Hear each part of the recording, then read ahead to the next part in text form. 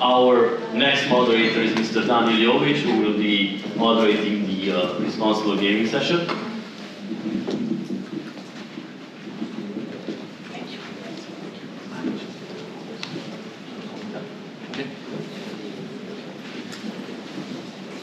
Good afternoon.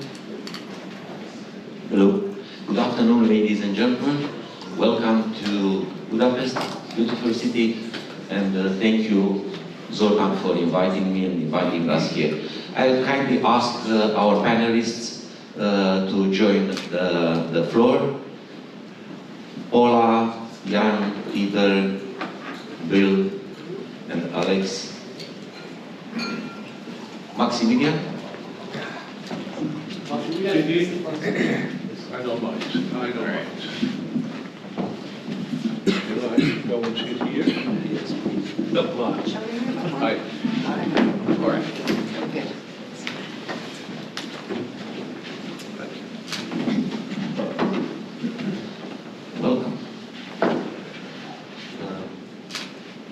First, a very short introduction of our distinguished panelists. Paula Murphy is Business Development Manager at Mindway AI.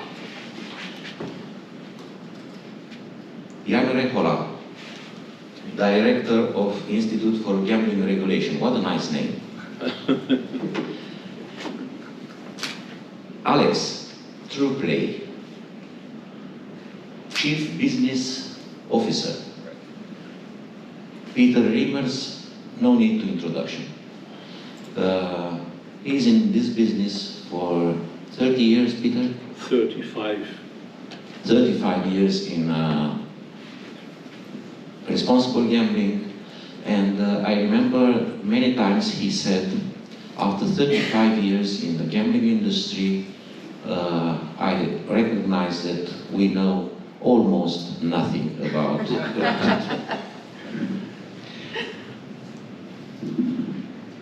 I have a lot of questions here. I will start with Paula. Mindway AI is a leader in using technology for early detection of problem gambling.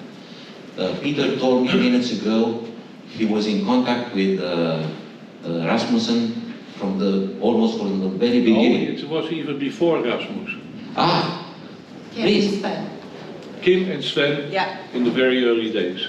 Yes, and what makes Mindway AI approach towards early detection of at-risk players and problem gamblers unique in this somehow now overcrowded environment with everybody's talking about artificial intelligence, everything is going around these new mumbo-jumbo like it was previously with the Metaverse. By the way, anyone is going now on Metaverse, is dead, or anybody knows anything about Metaverse? I can't recall.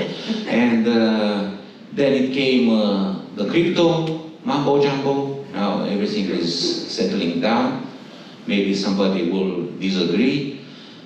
Raise your hand. Who's betting on crypto anymore? Did you buy any NFTs? No. Okay. Good for you. Lucky you are. That's a smart decision. Okay, please, Paula. And now it's AI, right? Well, I'm hoping that I can persuade you guys that it's not mumbo jumbo to start off with. And it's a really good question, so thank you, Dan.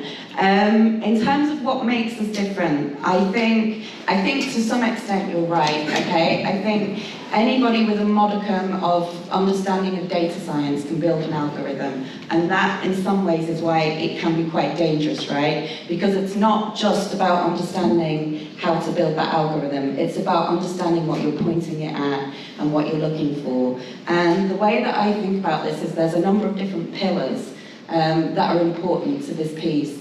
One of them is understanding the regulatory picture. One of them is understanding what it's like to work in business within the gaming industry. Another one is making sure that you understand the science behind this. and finally, I would say the technology. So what makes Mindway AI different, I would say, is that we bring all of that together. When you think about the makeup of our board, we have Birgitte Sands, who is obviously the ex-head of the Danish regulatory authority. We have Britt Boeskov, who was 17 years in senior management at Kindred. You look at our tech team and the amount of PhDs there are just kind of unbelievable. And then I would say the final trump card is obviously Kim himself, who was obviously the founder of the business, professor in neuroscience, brought together some of the greatest minds in the safer gambling space to actually create the product. So when you think about what are we looking for and what is our proxy, we bring all of this knowledge together and we tick all of those different boxes.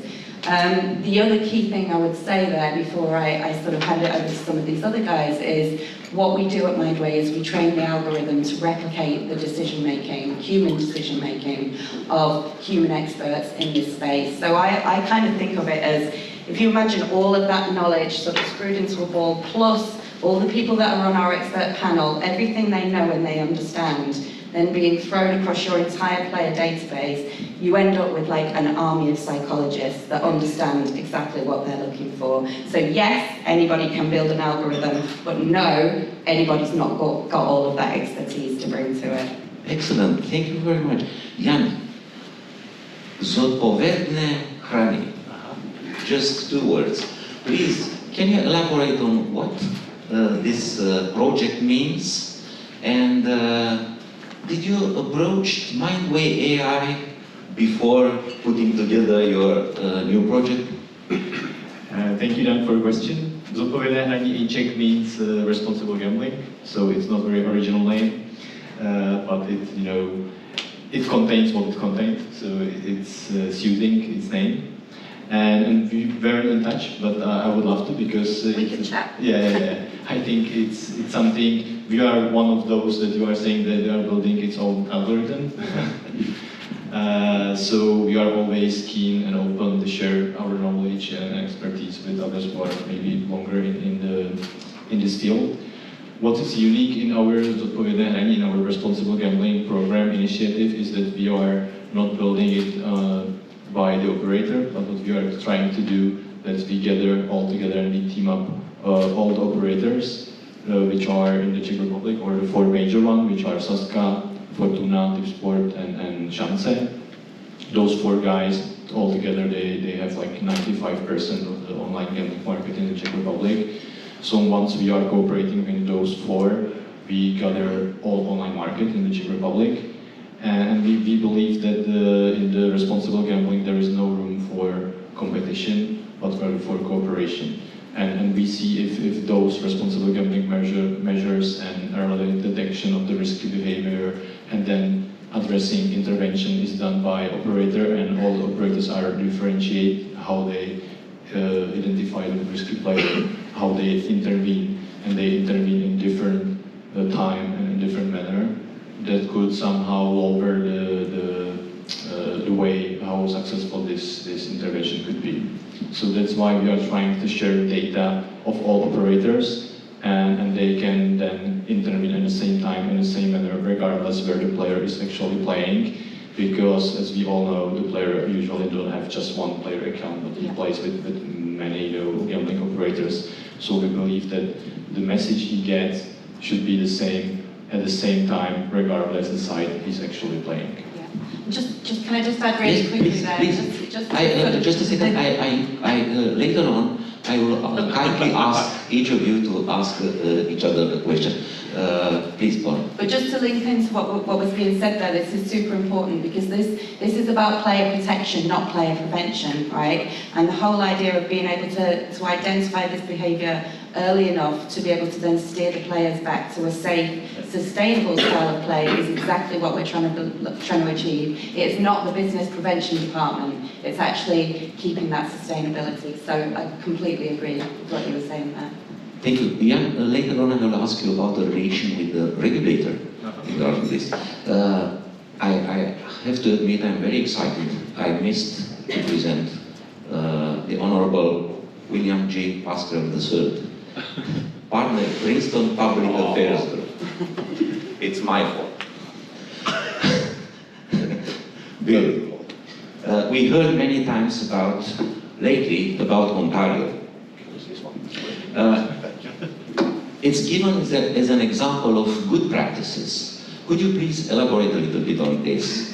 And how do you see that the lawmakers and the regulators in Ontario manage to get a regulation that is both good on player protection and also not to restrict the business so much that players are pushed away to the black market? Please, excuse me again. No, thank you, Professor. Good morning, everyone. Dan, appreciate it. Thank you. It's an honor to be here. Paula, I want to just say, some of us just got back from Barcelona at SBC, and Zoltan and Betty have permitted me to at least mention that. You guys did a tremendous job there. Thank you. And you're having a wonderful impact on a core issue. Ladies and gentlemen, good morning. I want to thank Zoltan, Pieter, and Betty and the whole team for permitting me to be here. It's my second time at this conference. You're probably scratching your head and saying, why do we have to listen to an American? But I've been very fortunate and privileged to be a part of a massive global project with Entain. I'm on the board of Entain Foundation North America with Martin Lichka, who's the head of regulatory affairs and responsible gaming for Entain in the Americas. He's in Brazil now, and as you know, that jurisdiction is now starting to really build itself. It's going to be a massive market, and a lot of credit goes to Martin Lichka. For those of you who don't know him, I strongly recommend you meet him. He's from Czechia. Say hello. I will, and he knows you well. And thank you for what you're doing. I think it's very important to say at the outset that although I have not been referred to many times as a humble man, I come to you humbly this morning because America has a lot to learn from the vast multi-decade experience of Europe. A lot of Americans think we're the best in the world, but remember something about America, and I'm a proud American from New Jersey, the Garden State. Only 23% of our country has a passport. Think about that for a minute. 337 million Americans, and only 23% have passports. It says a lot about our politics, our culture, and our direction. Hopefully that'll change. I remember, and I will speak to Ontario in just a minute, but I think setting it up, creating a foundation if I can. I was privileged to be a part, the quarterback, if you will, using a football term in America, of the 10-year campaign to repeal PASPA and bring sports betting to America outside of Nevada. It was not easy. It was laborious. In the NFL, I love watching it. I don't care for the organization because I think they're a bunch of hypocrites. Trying to say that sports betting outside of Nevada would breach the integrity of the game is just laughable when they're making massive money off of sports betting today. It's changed. Did you know that in Nevada, from the beginning of sports betting legally, excuse me, in Nevada, at the top of the football ticket at every casino in Nevada, in Reno and Vegas, or Red Rock, was the NFL logo. So they got a clip of every ticket while they were arguing that we should not have sports betting outside of Nevada. It was a really ridiculous proposition, but we kicked their butts on May 14th of 2018. We've had a very good experience, but I had to get an opinion from the US Attorney General and the Attorney General of New Jersey to represent an organization that was made up of 37 offshore illegal sports books to bring online casino and poker, which we did to America through New Jersey, Delaware, Nevada, and now in 5 other states, slow roll, and also to repeal PASPA. I had to get an opinion because, as my dear friend from Poland knows, as lawyers, we have to be careful about who we're associating ourselves with. These illegal sports books wanted to legalize sports betting in America to help legitimize their operations and their businesses. Let's talk for a moment about Ontario. The 3 largest states, provinces they call them in Canada, are Quebec, Ontario, and British Columbia. Ontario being the largest, almost 15 million people. Canada is just shy of 40 million people. So a good chunk, almost 30% of the country, now has legal online, offline sports betting. The Parliament passed a law several years ago to permit the states, much like we did in the US, the repeal of PASPA, to decide whether they wanted to regulate or not. And I think Alberta, Saskatchewan, perhaps Quebec are all entertaining bringing it online, because you can only do single game betting right now. Ontario is a leader not only in Canada, obviously, but in America also, North America, because they have stayed ahead of the curve.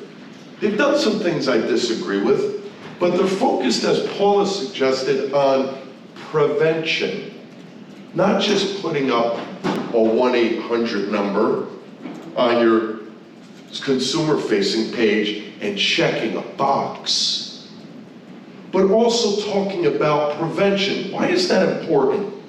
Particularly for the government officials, the regulators, the legislators, the governors, the premiers. Because if you can prevent problem gambling, you're saving taxpayer money. That helps the operator, it helps the regulator, but most importantly, the singular most important entity in the stakeholder struggle are the consumers.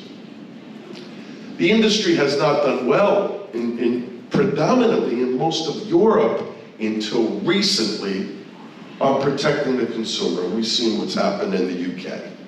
The UK's been a great case study for us. So Ontario's been focused on deposit limits, monitoring consumer behavior, and directing them to proper therapeutic treatments to prevent problem gambling. Now, you will hear in every jurisdiction in the globe, we certainly have heard it throughout Canada and the US, that there's going to be a trampoline effect and a proliferation of problem gambling. That is not the case. The only way to really address problem gambling in any jurisdiction, wherever you are in the world, is to regulate, legalize, and monitor. Ontario has done some other verticals, some of which I disagree with, but I think they're well intended, which is banning celebrities from advertising. I think they should permit retired athletes to advertise, because what's the harm in that? And by the way, the more restrictive any regulatory regime in any place in the world provides on operators, the more you're going to incentivize operators to pull out of licensing. It's massively expensive to get a license in any jurisdiction for the most part, and then to do compliance and AML and geolocating and all that, none of which the black market has to do. So when you don't regulate, you're pushing people to the black market. Let me give a final example, if I may, Dan. I was just in Laguna Beach, which I attend every year at the IFGR Power Summit, and took a cab with my dear friends from Continent 8, which you all know very well. Massive server data company. And it was late, it was quite a bit past 2 in the morning. And our cab driver was a great guy, stock exchange broker, but a Lyft Uber driver. Now you can imagine why, because the markets aren't doing all that great. Why do I mention this? He asked what we did. And as we got into it, I said, what do you think about California voting against legalizing sports betting? He said, we don't really care about legalizing it. I said, why is that? It's because I could bet anytime I want. I could go across the border into Washington, Oregon, Arizona, Nevada, you name it. Or I then interrupted him and said, you're on Bodog in Nevada, aren't you? And he said, yeah, it's easy. It's comfortable. What do I care whether DraftKings or FanDuel or BetMGM or Caesars come in? Why do I care? That's where the industry in America has to change. And so I thank you for the opportunity to talk a little bit about Ontario, but I'm really pleased to be here because the only way to create a more sustainable industry is to focus on what these people do every day, which is trying to promote responsible gambling. Thank you very much, Pieter. Is there any recent example of a good RG tool that helps preventing players going to the limit and beyond the limit and being addicted? Because as Bill said, the focus should be on prevention, which is maybe 10 times, if not more, efficient than treatment. Okay, one thing first. I was not in Barcelona last week. I was in Kumpelskirche, which is in Austria, working for Novomatic, one of the largest manufacturers. That's why you look so fresh. Oh, thank you very much. No, because I don't talk about the weekend I've had. Anyway, anyway, so the original question of Dan, and I want to go back to that part, to be honest, is can you mention 1 or 2 examples of real protection? And my first answer was, they don't exist.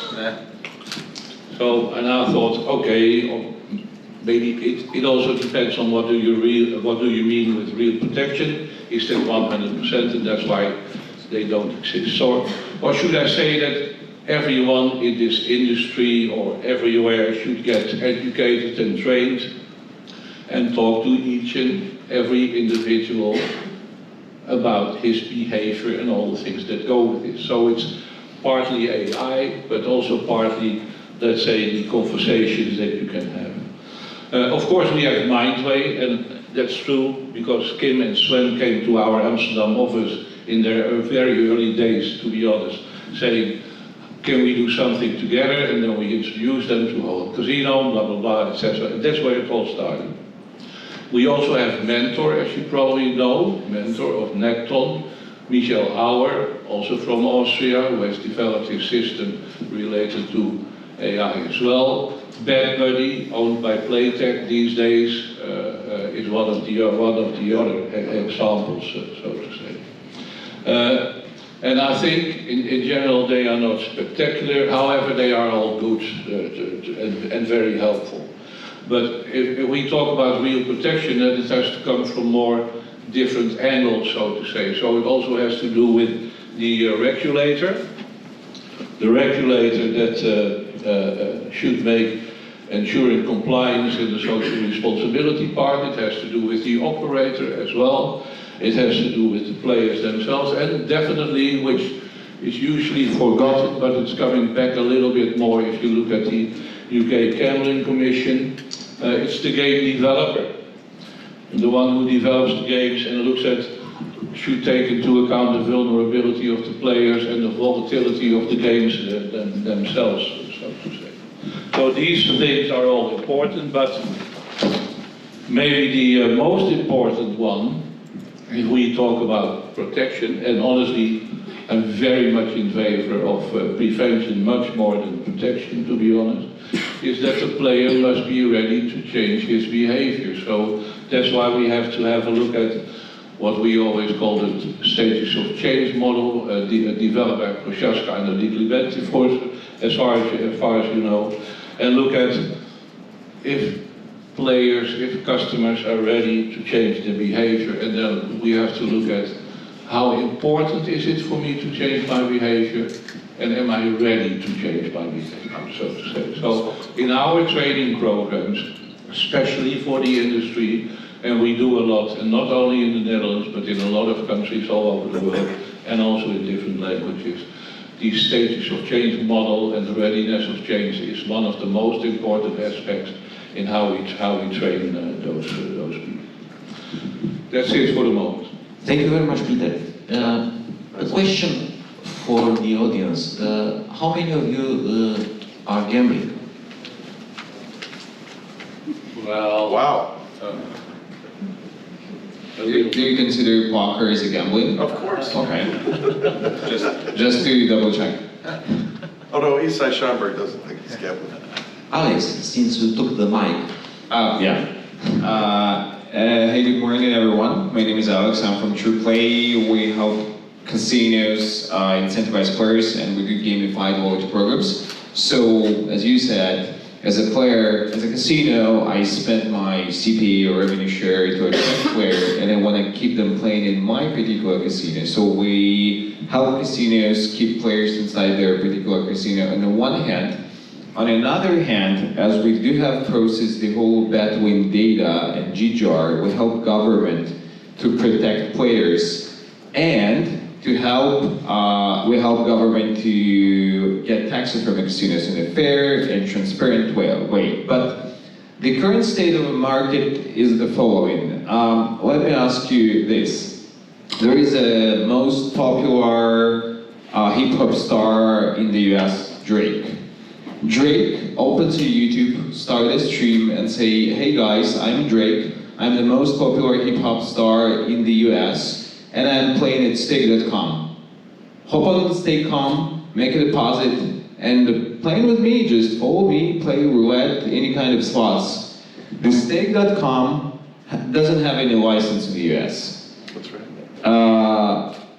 Probably Drake is one of the most viewable influencer in the world. I mean, basically incentivizes his audience. And nobody really cares about A, responsible gambling, B, about any kind of license, C, about taking the deposits from, I don't know how, but you still can pay with the crypto, you can still pay with the US bucks, whatever. And this is the current state of the market. On our eyes, inside the US, the biggest guy, the casino without license, operating. And nobody really cares. This is the current state of the market. So, imagine you are a casino operator. Say you want to get your Curacao license and you want to operate in Hungary, Romania, Ukraine, Poland. And my question to the government, to all these lawyers, representatives, as a casino operators, why do I want to get the local license? I don't need it. So first thing first, I have to have the local guy who knows the guy, who knows the guy in the government, so I can pull it off somehow, right? Second, you'll restrict me in any way, so say, all right, you have to have this legal permission inside the country, then you have to pay us, then you have to pay taxes, then you have to have the legal entity inside our countries. But I do have just 2 million euros of investments. The Curacao license will cost me 50K, the development marketing team will cost me another 150K, and the rest I'll spend to pay Drake, who will bring me the traffic, who will bring me the players. So the real question is, I mean, that's a broader discussion. If we do care about the responsible gambling, so the first question is that we should ask ourselves, I mean, as lawyers, as the government, as the guys who is trying, to protect players, how can we possibly figure this out from the government point of view? Because if you're the government and you say, all right, we'll be, put in those websites to the blacklist, but as a government, you are against a big technological machine. If you're a casino operator, you have this mirroring technical stuff. You block one domain and they create 100 domains in a second. And if you are a government, you are lawyers, you are government representatives, you are not DevOps, SysOps, I don't know, Java engineers who can blog at everything. So you are the government against this technological machine that is basically focused on getting their money. I mean, this is their business. Just 1 second, I will interrupt you. An old friend of mine told me how a government could imagine that they can block illegal sites if governments, only to mention China, are not able to completely restrict the internet. So it's impossible. Yeah, so the government has no other choice rather than to become a tech company and say, hey guys, we understand the business, we understand that you want to operate, right? You don't, okay, we'll create the infrastructure for you. You don't need to go to SBC Barcelona, Iceland, and to find the payment provider who will miscode you and you'll make deposit as if buying airfare tickets for yours or making a shopping in Nigeria. This is how people in Ukraine do, right? So, and this is what we've been seeing in Ukraine especially. So there was a big player, very much. They basically humiliated him publicly, saying, all right, you have this relationship with Russia, and there is a Kryutin, which was a local regulator. We went to them, hey guys, and said, hey guys, we do have a solution from Trueplay, right? We'll give it to you for free. And they say, well, we don't really know because, but the real truth is, and I can say it publicly, everybody is benefiting from them. Operators are not paying 18% taxes. They don't pay the license. Ukrainian government can somehow incentivize this aviation because of this gray zone. Yeah. And the gray zone, the Curacao, the payment providers, the whole business seems to be feeling more than fine in this gray zone. And this is basically what we are trying to do, help government to become, you know, a tax-savvy partner for an operator and say, hey guys, I mean, all right, so I just registered at stake.com, write my Romanian number, and they let me deposit with crypto and with the euro, just within a few clicks. I'll make a bet, basically making their GJAR, and what's happening. So, payment providers benefits, stake.com benefits, I benefit just because, you know, I wanted some cheap dopamine just want to play games, right? But the Romanian government will not benefit because they don't see this data. It's, you know, somehow happening behind the scenes, nobody really knows. What I would say, the best way here to approach this problem for a government, just to step in and say, hey, operators, we want to create the infrastructure, we're operating, you know, we go transparent in a fair way, we benefit you, and you don't really need to find the guy who knows the guy in the government, right? Just hop on this market, operate legally, here we go with the payment providers, and just pay taxes. That's what we need. Thank you very much. Jan, the relationship between your project, your organization, and the government, going on what our previous speaker mentioned. Yeah. The regulation should be balanced, otherwise people will immediately switch to illegal gambling. Please. Thank you. Yeah, as we heard about already, I think it's a very complex issue, and you need to somehow like put together all the stakeholders in the market. So you need to like cooperate with the players, you need to cooperate with the treatment center and addictologists and researchers who are dealing with addiction. You need to cooperate with the operators and with the state, and that's something what we are trying to put all together. What helps is that we have good connection with the Ministry of Finance, because I was before a regulator, I was director of the gambling department in the Czech Republic. So I know the people who are working with the ministry. Excuse me, you're the guy who knows the guy. Yeah, I'm not the guy, but everybody is speaking here. So that helps, because then there is a mutual trust, and you can somehow like explain them that there is benefit for them if they are part of the process of mitigating the risk and prevention and intervention and early detection of the risky player. Because what we are like discussing here is that you know, the regulators and the state and politicians usually use the method of the whip and whip, and we somehow like miss the sugar in it. So that's, and I really believe that positive motivation is something that could help. So if there is dialogue with the state and it's, you know, it's idle, it's not really working where we are trying to build it, the state then can say, okay, they can set up some measurable goals, like, let's say, I don't know, like number of players that should be treated in the centers, or number of, or percentage of the play of risky players in population should decrease, let's say, in 10 years in this amount. And if they set up these measurable goals and agree with the industry and give them like free hand, say, okay, you have 5 years to deliver those, you know, measurable goals. And if you did it, then we can, let's say, I don't know, cut the tax rate by 1%, or we can prolong the licensing from 5 years to 10 or something.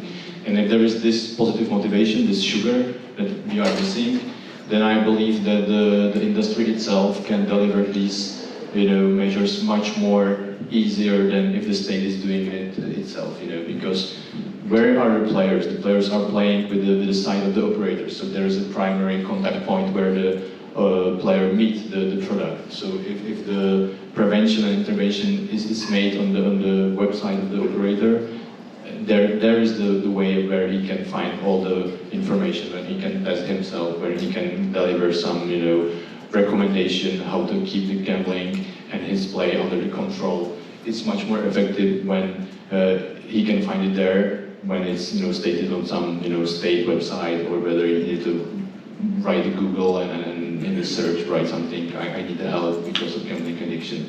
So that's, I think, where the cooperation could be very like workable, what makes sense, but you need to like change mindset of the politicians and regulators, because they believe that the gambling operators are evils and they want to just, you know, steal all the monies from the players. So you need to somehow persuade them, hey, it's even in the interest of the gambling operators to deal with the players in a way that he's not, you know, ruined in 1 week, but he can play in a way that he can afford for lifetime and spend the money he can afford, and not to lose the control. This is also like, also from business point of view, not only from like moral point of view, but also from business point of view, it makes sense for the operators. But you need to somehow persuade people who from the beginning don't believe it.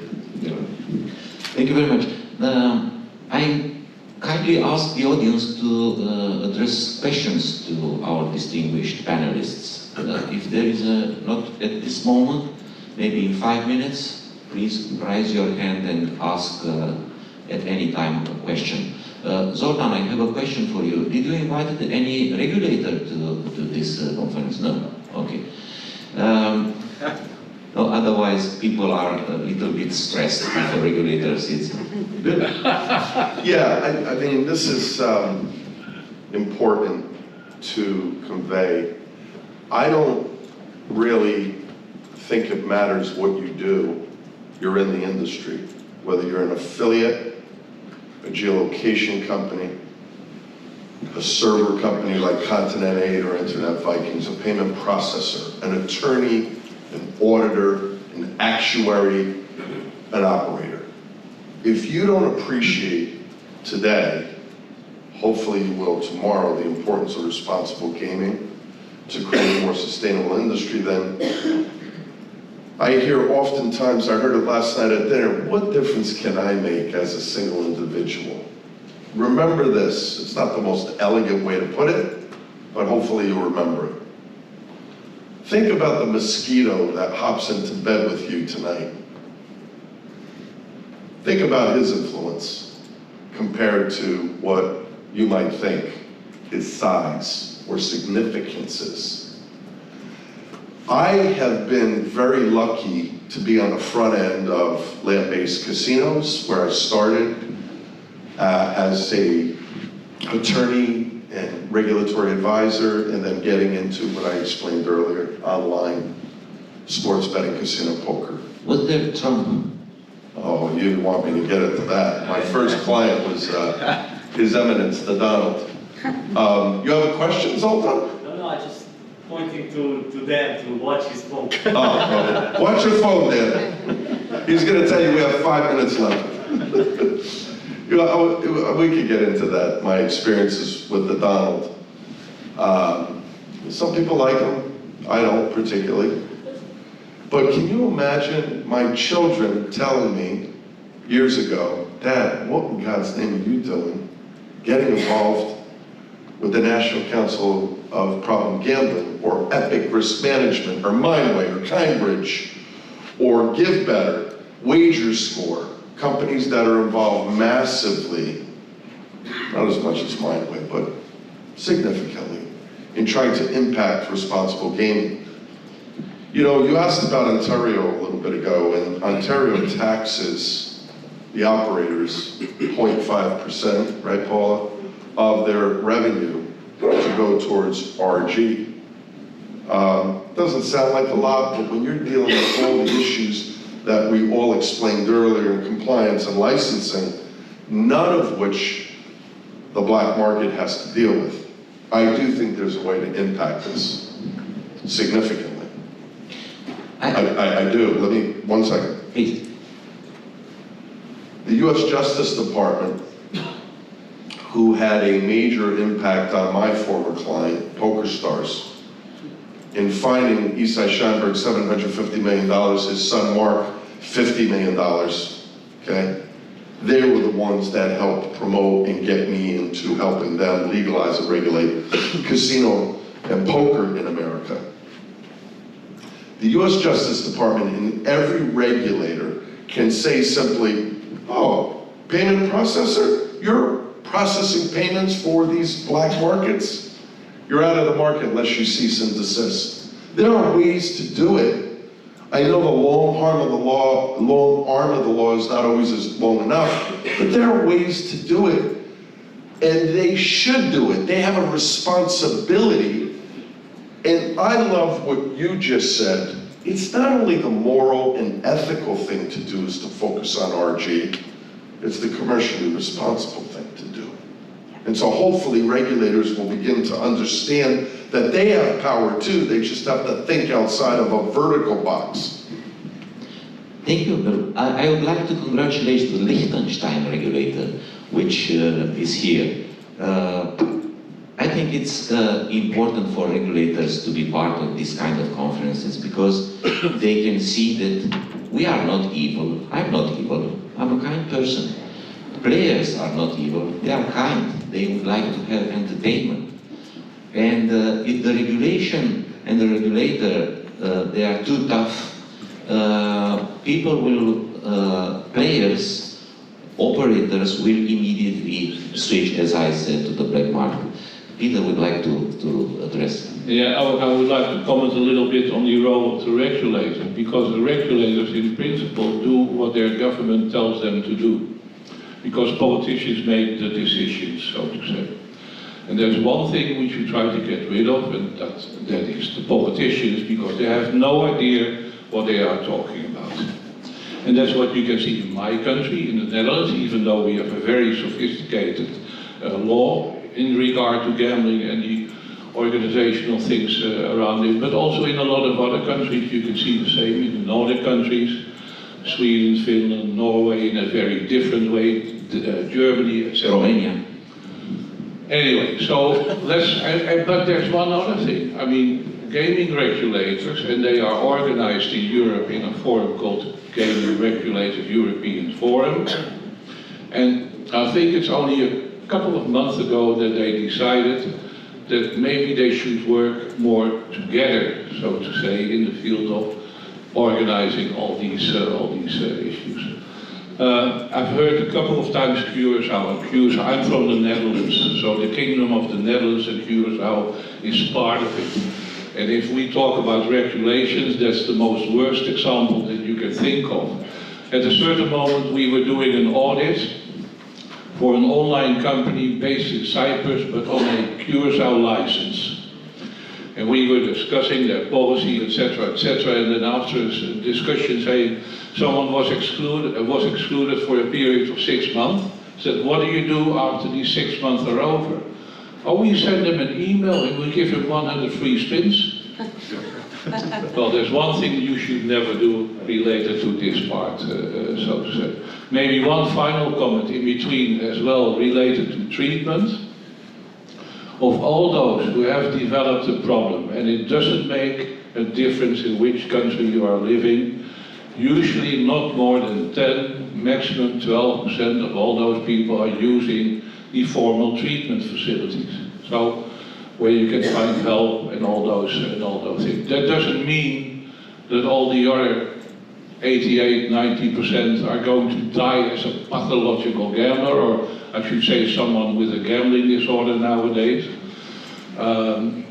Because we know from research and from experts as well, that at least 30%, that's what I usually say, but there are experts that say it's even more, around 50%, are getting rid of their problem without these formal treatment agencies, a kind of self-help or whatever you would like to call it. So what I think is important in the future related to people with gambling problems and treatment is that we have to find new ways in getting rid of the problem. That's what I wanted to add. Thank you very much, Pieter. Paula, I'm coming back to you. You have instruments in order to prevent, to detect, early detection. How can you measure the effectiveness of your instruments? Maybe too many people are detected, which probably are not at risk, or maybe some of the at risk are escaping your detection. How can you measure? Because it's important that each of those instruments should be adapted to the results. Yeah, absolutely. It certainly is. I just want to pick up on a couple of themes before I go into that have come up during the discussion. So I absolutely agree with what a lot of these guys have been saying around the whole sort of culture of gambling. And I think one of the problems is that everybody has an opinion on gambling, right? But a lot of those people with those opinions don't know what the hell they're talking about. But you go for a drink and you tell people what they do and they make an assessment and they tell you about your job and how it works with sort of zero research understanding behind that. So the other thing I want to pick up on is this whole idea of the player protection value chain. And I do think that there's a lot of different parts to that value chain. So the tech can do the heavy lifting. We can pull out the people that need the attention. We can pinpoint the people that you should be speaking to early on. We can pinpoint the people you should be pointing to pathways to help. The training is super, super important. Everybody in that organisation needs to understand about player protection and how it all fits together. But also the culture within the player base, our customer base.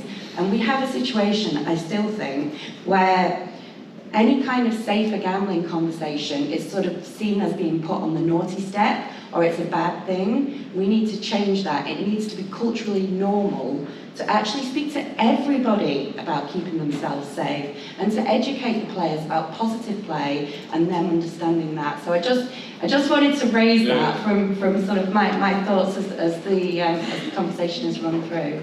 And in terms of effectiveness, there's a number of different ways that we can monitor this. So we, very, very early on into the Mindway journey, we recognise that we're dealing with regulated markets, and as such, operators are sort of subject to really stringent controls, and we felt that it was important that we subject ourselves to those same kind of controls. So very early on, we actually invited GLI in to come and crawl all over the game scanner system and to assess the effectiveness of it. And the results that those guys came back with were like super, super impressive. And they found that in at least 88.3% of cases, game scanner will pick up exactly what a human expert would pick up looking at the same data. So we were super happy with that, and that increases and grows through time as we develop. So that's one answer to the question.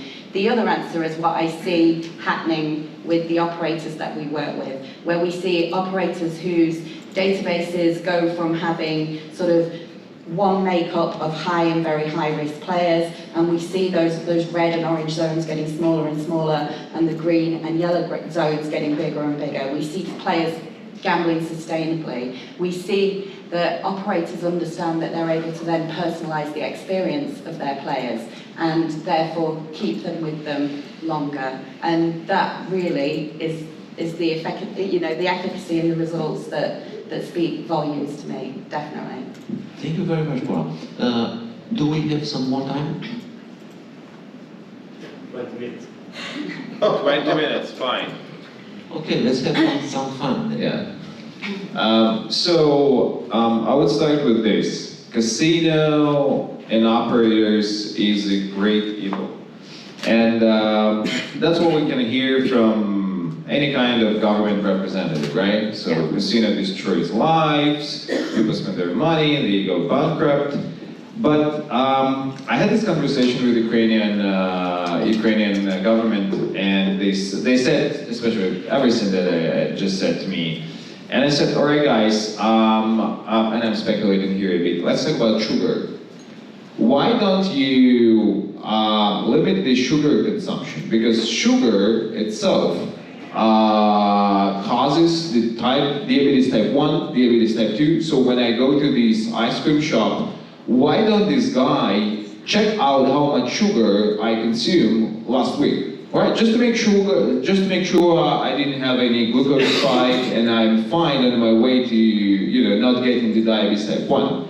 And alcohol as well. So people drink so much alcohol. I mean, in Europe especially, beer, another glass of beer today, tomorrow, and then it's like 3-4 beers, and then it's just a couple shots of vodka, and then 2 cocktails, and it destroys your life. It technically grabs another 10-15 years of your life. And the government say, well, and what they say, that's not like that. And say, but not like what? I mean, the same thing, you are trying to find the evil, but the evil is all around there. Just go to any, walking street in Europe town. I know, Budapest, Czech Republic, Prague, Poland, what you can see? A lot of sugar. That's basically it. And they're not fighting with it because this is a legalized business and nobody really cares. But gambling isn't evil, right? This is exactly how government speculates. And it seems that they are fine with that. So they just speculating unless they are in a gray zone, they're fine with it. I mean, as long as they're in a gray zone, they're fine with it. So what we can do as a business, this is our responsibility to teach them, right, how to deal with that problem. Because it seems like they don't really care. Because their KPI, they're not a business-oriented guys. From the ground, let's say to the first principles, they get their salary, the governors, they get their salary, they have their KPIs, and their big goal, imagine the government itself is a company, right? So you are somehow managed to be a manager of this, Council of Responsible Gambling Authority. You're getting salary. I'm not sure if you're getting bonuses. I'm not into the governmental job. But your next goal could be possibly reach out your KPIs and say, I'm good enough to be a head of department, to be the next president, whatever. So basically, we have to teach them because from my point of view, to be honest with you guys, they don't really care. They are trying to show off, saying, well, we're fighting with this evil, but the reality is an opposite. And we as an industry have to teach them first. Before I give the floor to Paula, we have a very nice hat here. Very nice. Is it a Panama hat? It's Thank you very much. Paula, yes? Oh, I just wanted to pick up on what was being said there. Nobody ever talks about the guy who goes into the betting shop and that is his only social contact that he gets, or the lady who goes to bingo and that's where she sees all her friends and gets a meal, we hear one side of the story, and the side of the story we hear is that we are all terrible people. We are not terrible people. I work for an organisation, the parent company of Mindway, we're now owned by Better Collective. When you look at the values of that organisation and my experience of working in an environment with lovely, lovely people who really care about what they're doing and protecting players, you see a very, very different story than what you would read when you pick up a newspaper. Yes, unfortunately, drinking alcohol, eating sugar, a lot of sugar, it's socially acceptable. It is. You see it on TV, you see it on the street, everybody's drinking, everybody's drinking sugar and so on. So, but It's gambling... public opinion as well though, Dan, Yes, right? yeah. The majority of people enjoy drinking alcohol. Exactly. The majority of people enjoy sugar, right? So no politicians are going to turn around and say, oh, this is really bad, we're going to ban it, because they want the votes, right? And it's really that simple. We all forget in this discussion where our regulation mainly comes from in Europe. We come from monopoly of the governmental land-based casinos and lotteries. So, and compare that, yeah? So we, the private operators, are able, but you can spend in a governmental land-based casino as much money as you want and no one cares. Yeah? So that's why this is a bit unfair, the whole discussion, and we have problems to educate the politicians, as you all said, so because they don't have a clue what they talk about, but they make the law, but they protect themselves. So, and they want to keep in their minds their monopolies, which is mainly influenced by the lobbyists from the governmental lottery operators. So that's the point. We have to educate them. But that's a bit difficult because they, as we all know, they normally don't show up at our shows. Huh? So they stay in their own little bubble. Just 1 second, Jan. In Romania we will have next year elections. And now each party has made some statistics which discussion has the most impact on the general public. And guess which? Our industry. Yeah. So now they are competing for tougher and tougher regulation. Each party is giving more regulation and more in order to attract more sympathy for the general public. Yeah. Thank you for the discussion. It's very interesting, all the points. I think we can all agree that the problem of gambling is that not majority of people are gamble. So majority of people drink alcohol, majority of people maybe, or a big portion of the population smoke, and therefore politicians are. You said that the regulators are doing what the politician says, and politicians do what public says. So we need to start with the public. We need to educate the public, and we need to also show them that the gambling is not the evil. And I think we are on a good way because and we have good advantage comparing to the tobacco industry and alcohol industry, and that is that you can gamble and don't have any problem. You can be a recreational player and it's not unique. Majority of players who plays, they are not losing the control. And you cannot smoke and not get any, not damage your health. You cannot. That's why we shouldn't be compared to the tobacco industry. It's just not the same. And I think we need to really offer something, and this responsible gambling program is something we are for the first time, I'm in the industry, we are coming with something. Before we just say, okay, we are not that, addictive as other, we just compare each other. But this is positive step towards, and we say, okay, we take responsibility and we know what to do. And it's not just, write on a bottle of beer, drink responsibly. It's not about only the messaging, it's not only about, discouraging people who are really should be discouraged. But it's about prevention, it's about intervention, and you cannot find it in any other, business which is dealing with addiction. So that's something we can build on and take advantage of. It's like on a bottle of beer mentioned, get drunk responsibly. Bill. Yeah, I have to take a little issue with what's been said about politicians.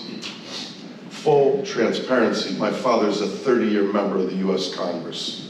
He's a Democrat, he's very close to Joe Biden, he's close to Obama and Clinton. That's not why I'm saying this, it's what I do for a living. To say politicians don't know is really a reflection on us. Who puts the politicians there? They don't just pop up. The voters put them there. So yes, I agree that we have to educate before we advocate. But let me just take a pause for a minute, because I really like what you said. Politicians have thousands of issues they're addressing. It's the lobbyists and the industry's responsibility to educate the politicians on what the priorities are. You can't expect politicians to be an expert on every issue they're voting on. That's not fair. It's our responsibility as an industry. Well, why? Well, you shake your head. Why? How can anybody be an expert on every issue, yet they're voting on those issues? And regulators don't only listen or have to follow direction of the government. Most governments listen to the regulators who are more the experts. Most, not all. So I think we have much more responsibility than we're giving ourselves credit for. And final point, and I know this will create a bit of controversy, and that's okay, to create a more robust debate. Parents have responsibilities too. And our academic foundations have responsibilities too. I think we have gotten away from taking our own responsibility.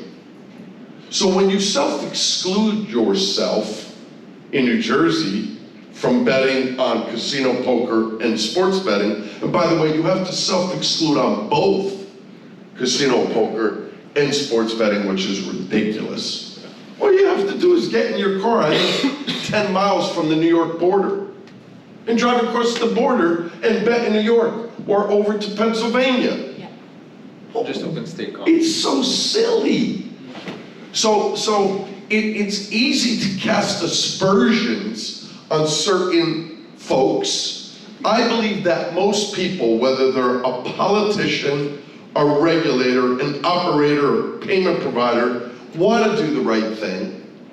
But we're just not all getting into the room together and collaborating together so that people understand what's important and what are the priorities. Pieter, how do you collaborate with the regulators? How do you try to educate them? Well, one thing is, and I mean, I'm not a competitor, but Sultan knows that we organize a big conference once every 2 years here in Europe on behalf of the European Association for the Study of Gambling. And we try to bring together all these different stakeholders, so to say. And I was just thinking of it, but last year, when we had our conference in Oslo, we had regulators from 26 different countries in the room, so to say. So here we have no. Anyway, next year we will do our conference in Rome, the 10th until the 13th of September. So I could make it. It's a voluntary job. That's okay. Anyway, so, but that's the way to do it, and communicate with them and try to get involved in as many regulators as you can, and get influence in their meetings, or go to conferences that they organize themselves, the International Association of Gaming Regulators, or Gaming Advisors, the other one, the competitor. So there are opportunities enough, and honestly, when I started 35 years ago and I mentioned responsible gambling, everyone was looking at me, and I was the very last speaker in the very last session at the end of the conference. And even Sultan now, I mean, we are number 2 in this conference. Thank you, Zola. It's, well, not to mention bringing the regulators in the afternoon party, yeah? Do you know the guy who knows the guy? Yeah, so I learned about acceptability like 10 years ago. I started playing poker, and I was hiding from my girlfriend because poker was not that acceptable at the time. So you're playing a card game on the money, you make a deposit. So basically I was hiding this Chrome tab in my browser.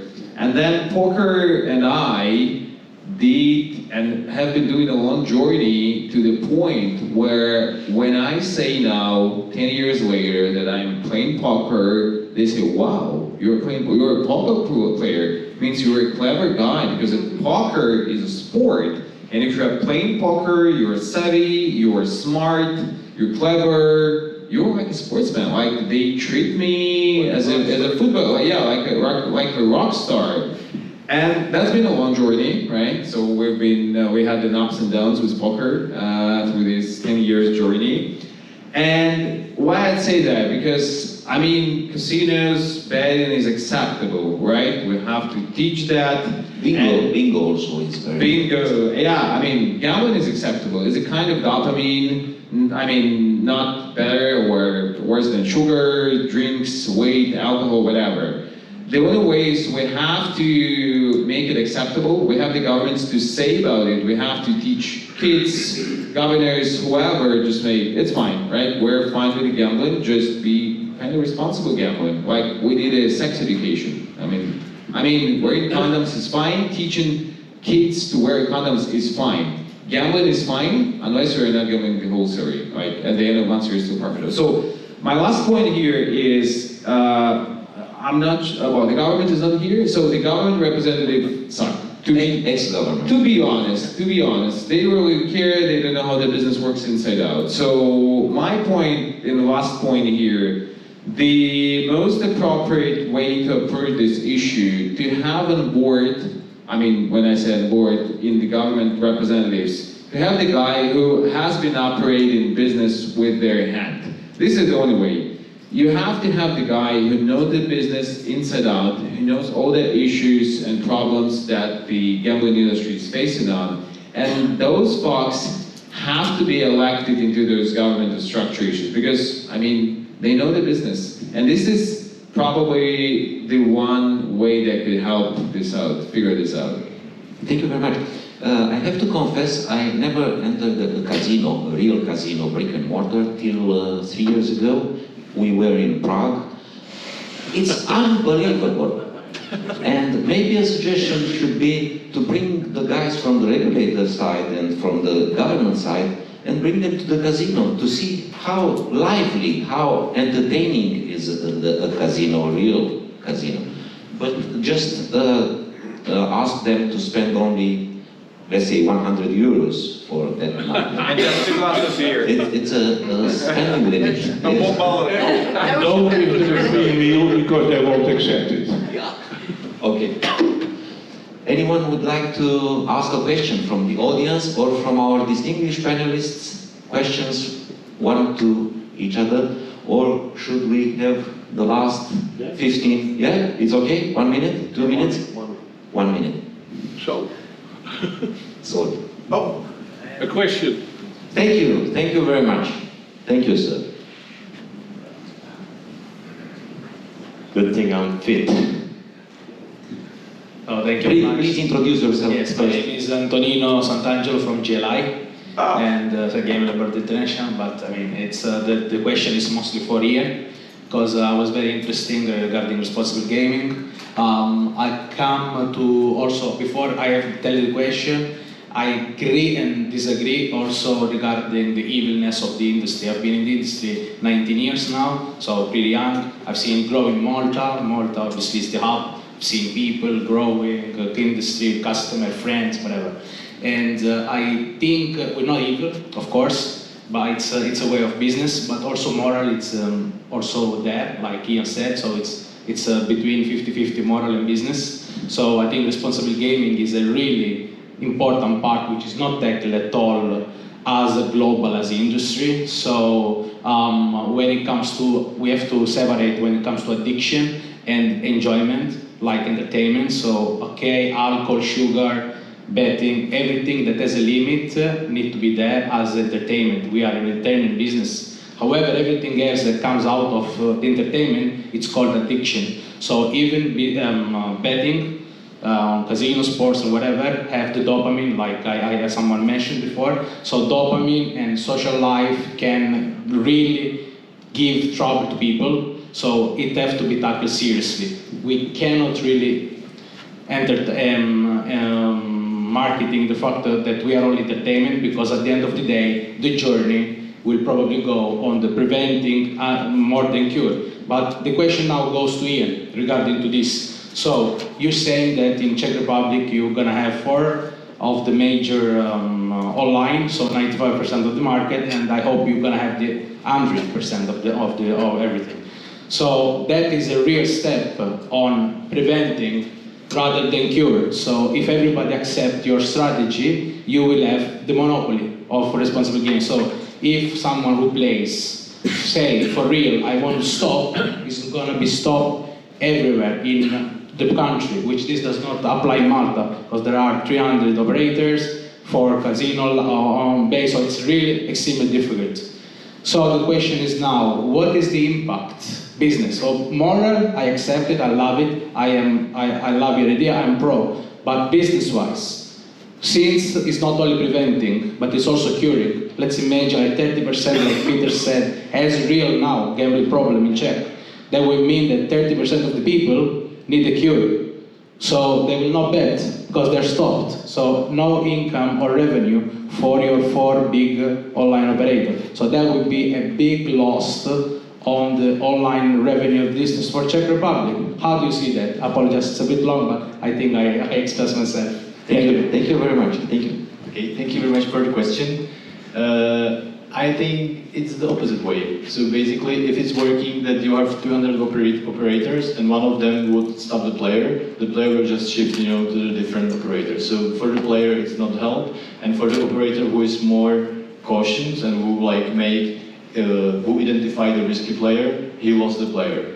So there is a competition among the operators. So if they cooperate and if they treat the player at the same time with the same manner, then the player receive the same treatment, and they are not just compete with each other and not sending player from one website to another one.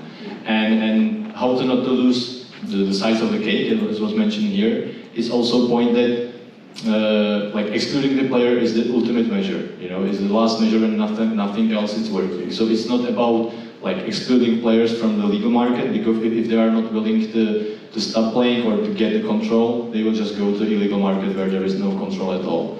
So that's why we believe it's ultimate measure, and before that there are much more less restrictive measures and recommendation and how you can work with the player. So we call it, you can nudge him, to more responsible behavior. It's at the end of the day, it's still his responsibility. It's not up to us to say, hey, you gamble too much and we stop you. We just, approach him and say, okay, from our data we see that the play, how your play is developed, can lead to the risky player, and we recommend you to set up the limit. We can stop the marketing, we can stop to push him to bet more, but we are not saying, okay, we ban you and you are banned everywhere. So that's the point how we believe it's in a long term, it could be beneficial for the whole market, and it could be also beneficial for the operator who actually is doing this kind of intervention.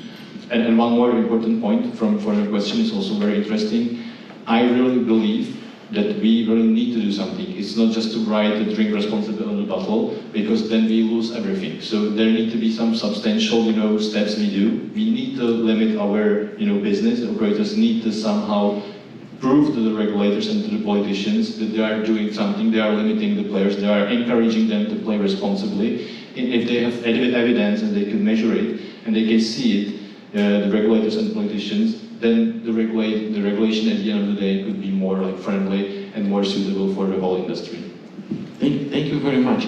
Unfortunately, we run out of time, and I would like to thank you to the audience and thank you our distinguished panelists, and big applause to them. Thank you very much. Thank you. Thank you. So when speaking about sugar and alcohol, I also have